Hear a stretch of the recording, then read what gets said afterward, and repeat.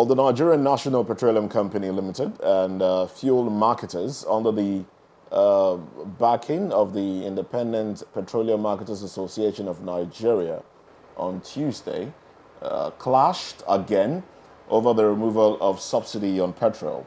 Now, this came against the backdrop of the depreciation of the Naira against the United States dollar at both the official investor and exporters window and the parallel market. Now, amidst this, the Nigerian National Petroleum Company, NNPC Limited, has announced they have denied that there is a plan to increase the price of petroleum products, of petrol particularly, anytime soon. Now, reports gathered that the denial was made in a statement by NNPC Chief Corporate Communications Officer, Olufemi Shoneye.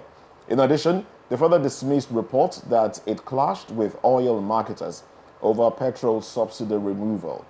The NNPCL's Chief Corporate Communications Officer, Olufemi Shoneye, in a statement, denied having such a fallout with oil marketers. Now, this is coming on the backdrop that marketers are of the opinion that fuel should be sold at 1,200 naira, around 1,200 naira, if truly subsidy is gone. But NNPC is saying subsidy is gone and they will not sell fuel at that amount. Now, this is to balance this up, to give you a better understanding. A naira to a dollar closed at 988 naira at the official window, but then the black market, it was 1,200, about 1,200 and something naira. And if that be the case, shouldn't we be purchasing fuel at 1,000 naira, since our naira is largely affected by the US dollar? Well, we do have with us in the studio Dr. Oluwashola Ganiu, who is a managing partner, KJB Tax Audit Advisory. Good to have you with us. Thank you for having me, and Happy New Year. Happy New Year to you as well. Happy New Year. Now, what do you make of this statement, really? This denial by NNPC that fuel will not be sold at this amount. Respond to this, bearing in mind that in times past, we've had, statements like this come out only for government or government officials to go behind and do what they said they wouldn't do initially. Yeah, that's a brilliant question, but let me come from this perspective. You say, yes, it's laudable everywhere that the subsidy is gone, but I think in the wisdom of the president from the back end, there's still the fuel is still being subsidized. You believe so? Right. Yeah, because it's we could say that it's a market force, and if our fuel we depend so much on importation, and we are relying on forex, and the figure you will discover that immediately step into office and say subsidy is removed. When you look at naira to a dollar, it quickly moved to 500. It jumps to 600. It's just this, they discovered that, it's getting to a time that it will not be something that it's not even, it does not mirror the purchasing power of an average citizen. So the government actually needs to step in quickly and peg it. For NNPC, it shouldn't go beyond a threshold. For other organizations, it shouldn't go beyond the threshold. Because if it's actually not being subsidized, it will be sold around 1,000. Because we are the market forces. And when you look at it now, dollar to naira, at the black market, it's almost 1,300. And they use this forex to buy it. They are not using Nigerian currency. At the functional market, we don't use naira to purchase outside the country. We use dollars. And so once they're bringing in using foreign currency, definitely they need to match it. Every organization is in business to make profit. So if they won't be making loss and still be selling fuel, right? So there must be somebody behind and say that, okay, we might not go 100%, 50% we still subsidize it. All right, so this basically means that you believe that fuel is being subsidized Definitely partially. from the back end. You know, Partially. it's just like a king has spoken. He can't go back to his word. But from But they know statistics, they can't you know carry that through. there are subsidies. Isn't that deceptive? No, it's actually not deceptive. It's indeed, it's just by the way of reducing the burden of the citizen. No, but then if you're telling the people that, look, I am not doing this anymore, and then you go back to say, okay, let's just do it partially so there's no breakdown of law and order. Isn't that deception? Why not just tell the people, okay, we can't do it fully, but because we know that we can handle this, let's do it partially. That is what we call transparency, which should come with the government, with governance. So transparency should be able to ensure that, oh, this is what is being done. This is how we are pushing the effect until we get our footing, so that we ensure that things are done properly. Because this thing also help us to go to a drawing board. At December, we were told that Port Harcourt refinery will start working, right? It's just like giving us, flashing some pieces of cash to us and never giving. I'm going to hold you on that because, well, one of the challenges that the downstream sector is facing is lack of refining capacity. You just made mention of the Port Harcourt refinery.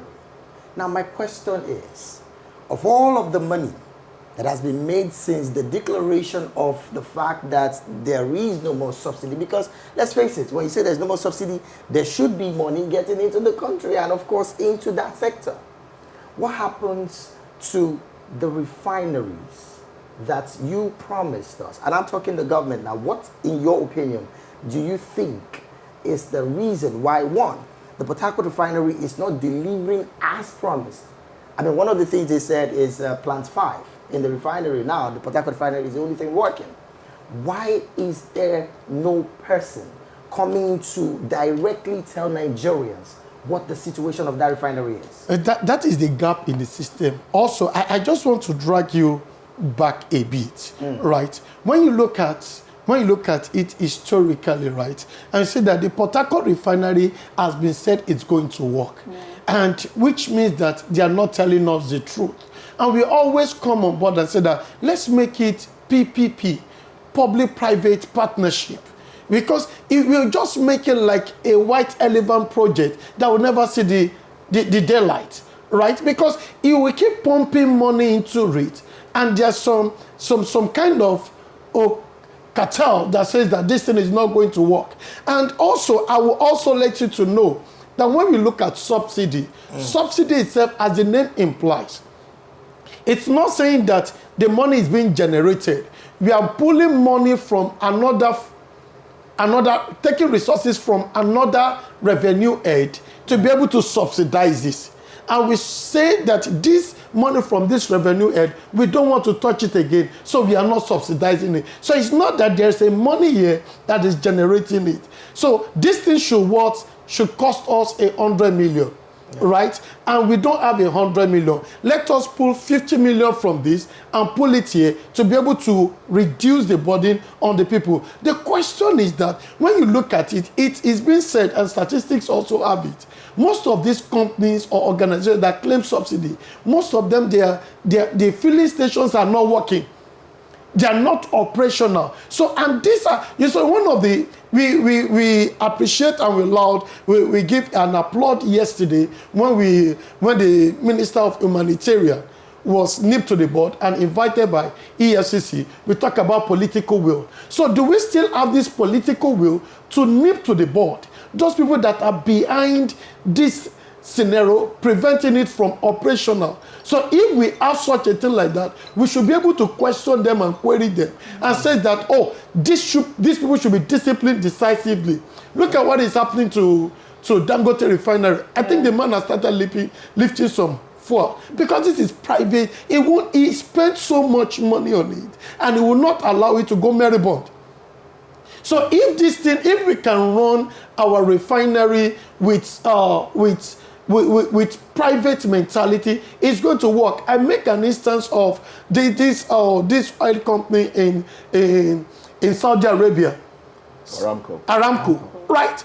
Aramco, within a year, they generated revenue and dividend to the government. It's a government-owned organization of $160 billion, which if it's been converted to Nigerian currency, is going to quadrillion.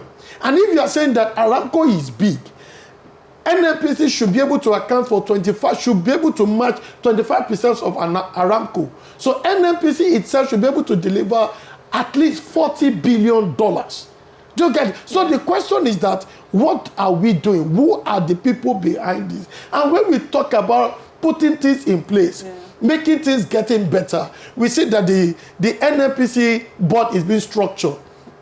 And yet, Mele Kyari is still the GMD of NNPC. How do you even react to that? So the question is that everything that happened before this administration. Yes. And we are talking about changes. And we always talk about zigzag, saying we can't do the same thing the same way and expect different results. So if you actually want an improvement in this area, unless there are something they are hiding that we don't know. So why will still keep the man on the seat and not? Are you telling us that there are no Nigerians that can do better than him? Well, you know, the president has, the president has been touted to, be a good judge of, he's able to identify talent in people. You think he goofed in that area in retaining Mele Kyari? For me, in the human resources arena, in the corporate space, it's not the best. If someone has been on the seat for 8 years and you've not turned in NNPC, the almighty NNPC, have not turned in a revenue of 1 trillion naira. Right. So the question is that, what can they do differently? I was going to get to that. From the government's revenue has increased for 44% between the May and the June of 2023 after the subsidy was removed. And then the government announced that, we've made so amount of money from the subsidy removal. Now, where is the money? What is it being used for? I'm going to go back in time. In the consumer's minimum wage as of 2020 was about $40. And in 2019, it was about $70. But then, this year, with everything that is happening, we'll have about $24. Which way? What's the way forward, actually? So until we get to a point, and our leaders are being selfless, right? Our leaders are concerned about the citizen. Okay, take for instance now, when we have some few people that are there to milk the average Nigerian. The woman that was called for investigation, what did she use 37 billion naira for? And it's been transferred to different accounts. And that's interesting, she didn't show up.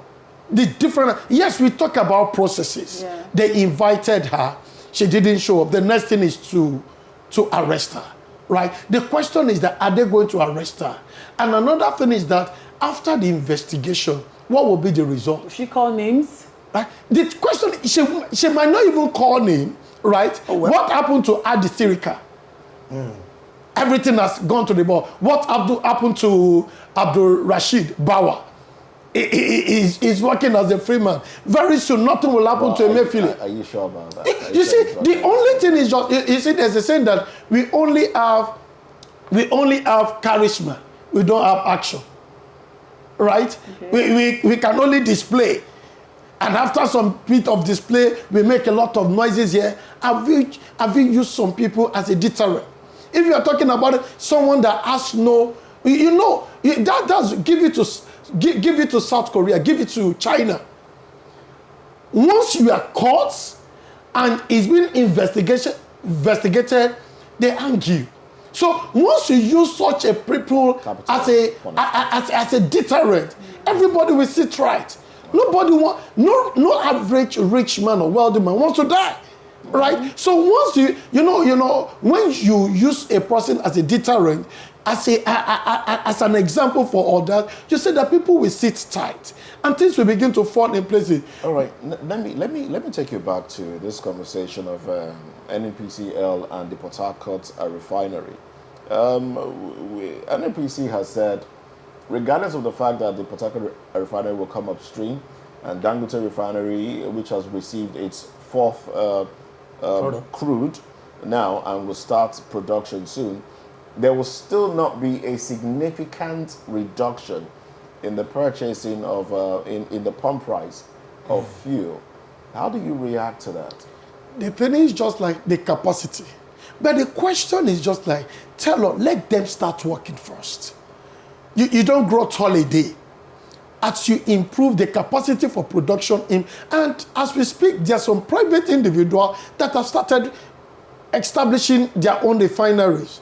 So once you make the environment good, okay, take for instance now, we have the crude oil. We import the same crude oil. We export the same crude oil. Assuming we export the same crude oil for $40 or $50-something, and we imported it back at a double price. So it doesn't make sense for us. When you look at early 80s, we refine this product. So the question I'm asking ourselves, what happens to our refineries then? What happened? We refine this product ourselves. We use this product ourselves, and our lives are better for people, right? So we should be able to go back to the drawing board and see what can we do better. If the government does not have the capacity to flow this, rather than wasting the scarce resources, let us have a combination of PPP. But government should have an handshake with some private individuals that have the muscle, financial muscle, and they have it 40, 60, 30, 70. At that point in time, the refinery will work. They'll begin to refine the product. Once they're refining the product in Nigeria, the price cannot be astronomical like this. Okay. Yes, even if they are collecting dollars, like Dangote is in a free trade zone. Yes. It's assumed that it's not in Nigeria, yes, right? But there's a way they could agree with him that you are in Nigeria. Let's have a middle point. The way they are going to discuss with Dangote, they can't discuss with Saudi Aramco like that.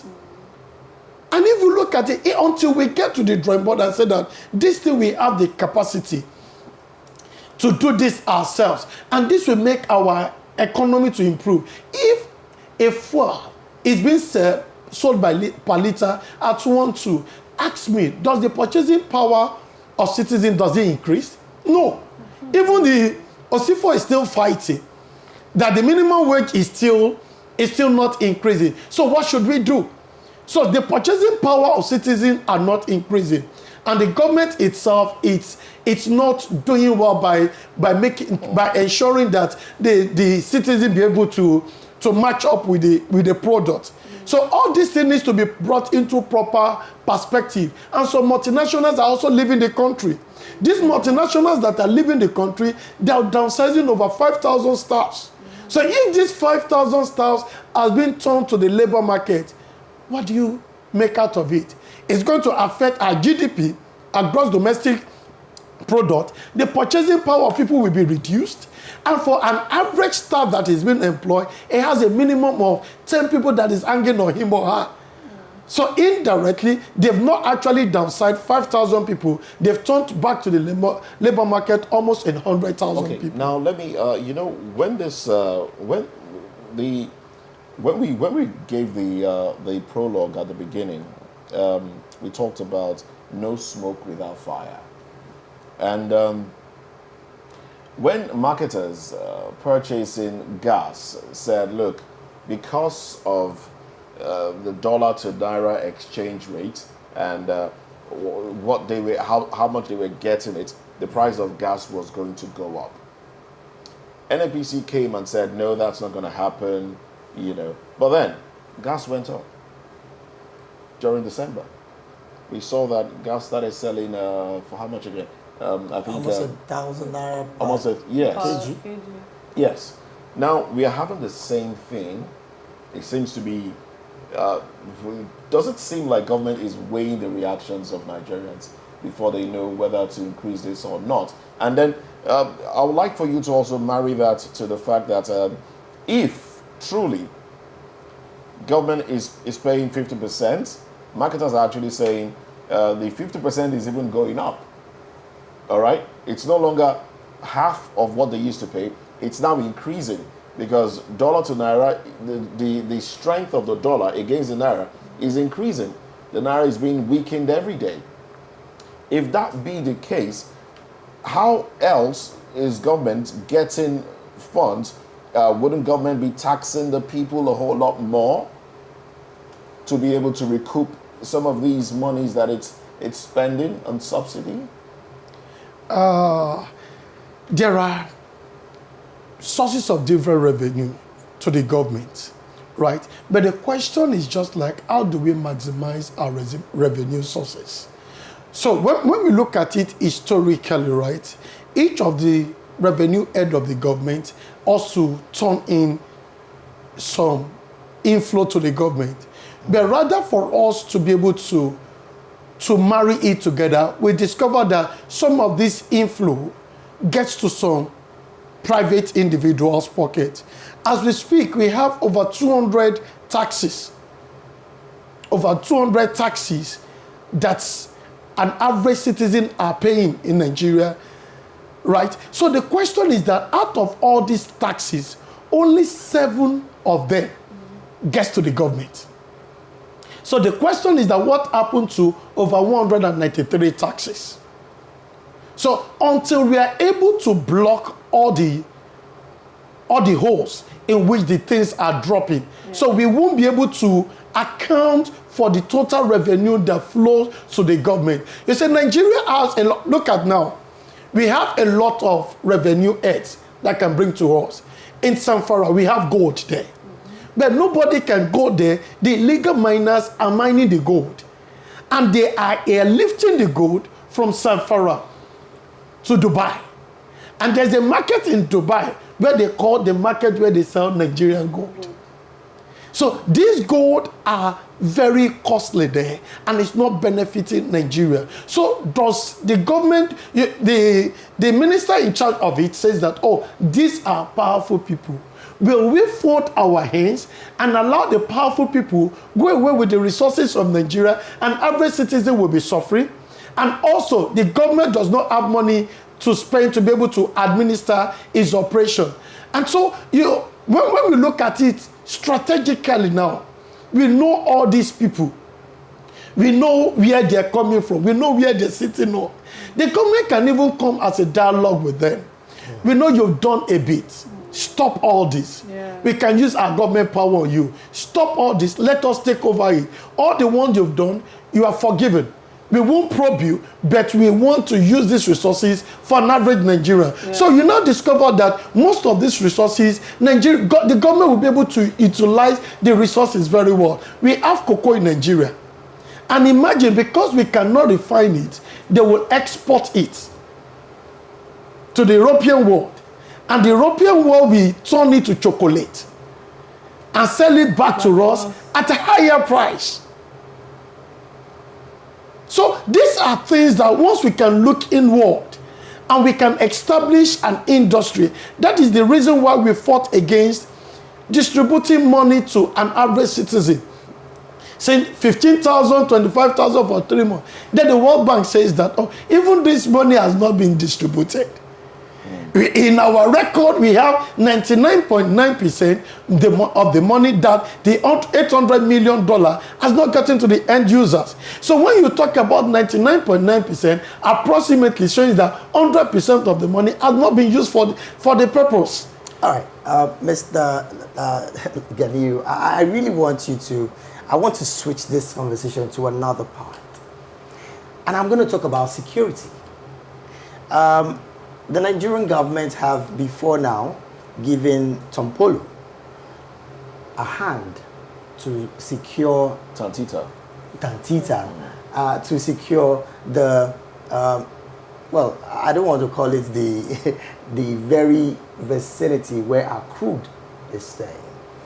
Even with that understanding, there is still some level of movement, according to some reports.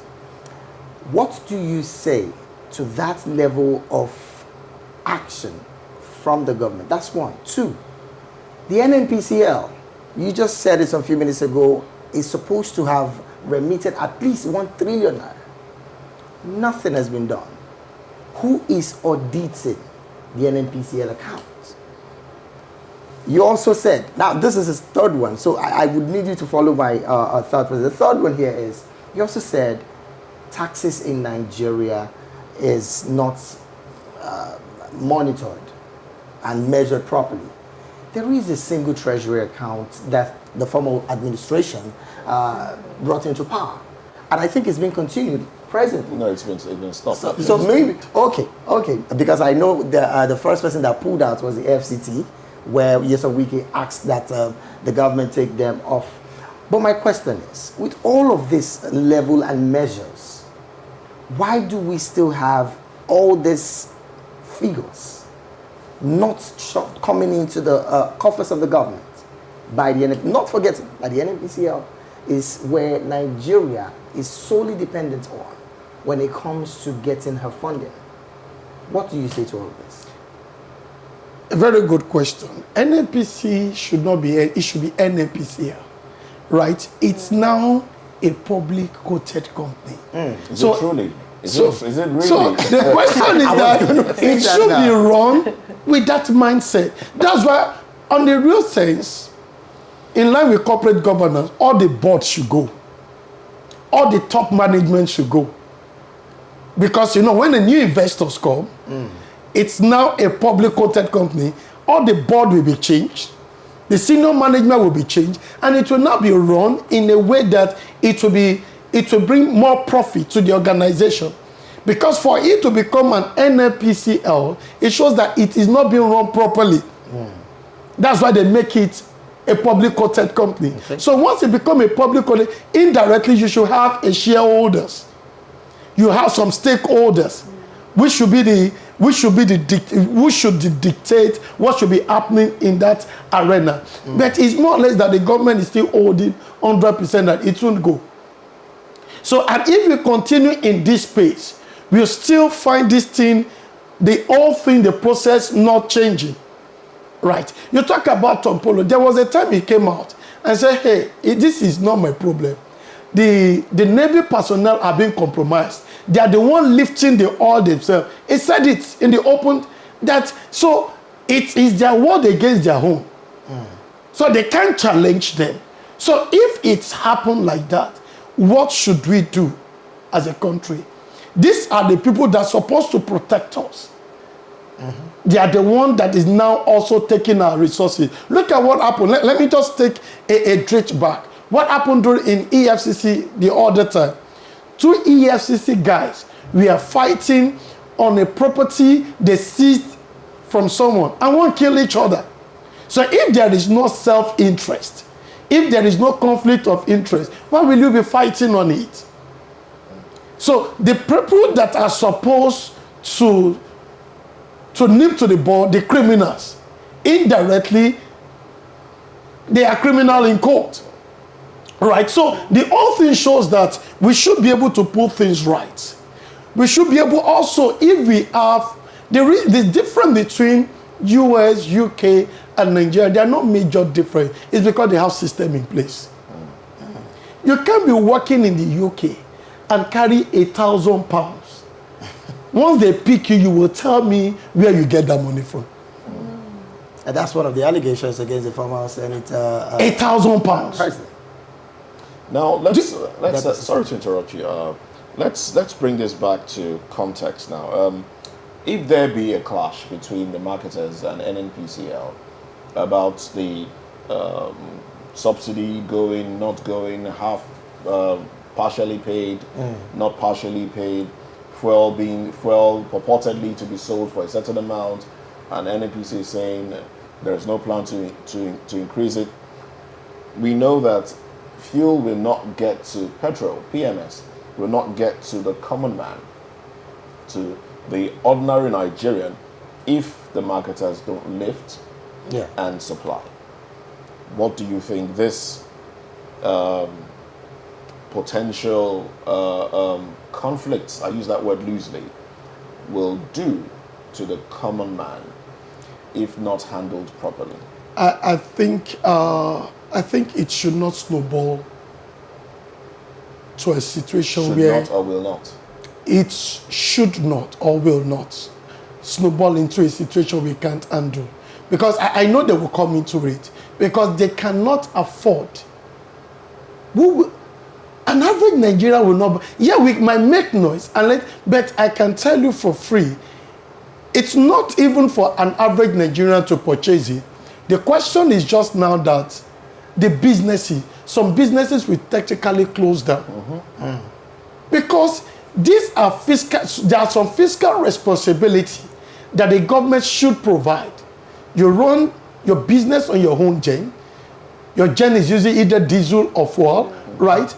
And you pay it through, and yet you still pay staff. So some people will need to pay for it. Is either they downsize or they increase the value of goods and services. And once they increase the value of the goods and services, there will be also, because the purchasing powers of people are not increased, it will have a ripple effect on the economy. So the government also knows the negative side on it. That's why they will always come to a dialogue table and see how they can have a compromise and resolve this in a way that is not going to escalate. Now, the president in his New Year message talked about a living wage for Nigerians. You don't think that would solve part of the problem? But the question is that, number one, the plan of forming a committee, has the committee been formed? The plan of increasing the wage to 35,000, has it been? But the question is that the 35,000, it's not even enough to buy a bag of rice. Even it's not enough to buy a bag of some certain rice. Should we be talking about increase in wages, or doing something that would bring, that would make price of goods and services come down? So the question is that for the prices of goods and services to come down, will be on the platform, on the premises, or are we producing something? Okay. You see, until we produce, the value of, we are a consuming nation. Most of the thing we use is being imported, and we have unhealthy appetite for foreign goods. Okay, in one sentence, I would want you to react to this. Some time ago, the former governor, who is presently the Minister of the SCT, Wike, said he sent his security personnel to go fishing and hunting out local refiners of the products.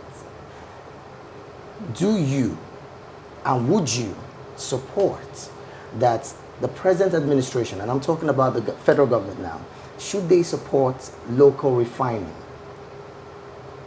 Or should they do the same thing that Wike did the last time out? The question is, it's wisdom. You see some people having illegal refinery, and they are refining this product. The product is good. Rather than you destroying it, right? The reason why we call them illegal is because they don't follow process. It's from the back end. They don't have accurate documentation. Why not make it legalized? Think of how we can make it grow and use them as a platform. We can discipline them, but not to destroy it. They don't understand. In as much that what they're doing is being tested, it's okay, right? The only thing is that it is illegal. Discipline them, chastise them, right? And let's see how we can make it legal. In as much it's going to add value to the economy, right? And these people that has the understanding to be able to build something like that, we can use them for a bigger thing. All right, then. Thank you very much. This would be a good place to drop the conversation as we get into another part of our conversation this morning. Well, up next on VOP this morning, TUC, Trade Union Congress, sends a light reminder to the federal government on the agreed settlement plans with Labour in 2023. Let's talk about this one when we come back.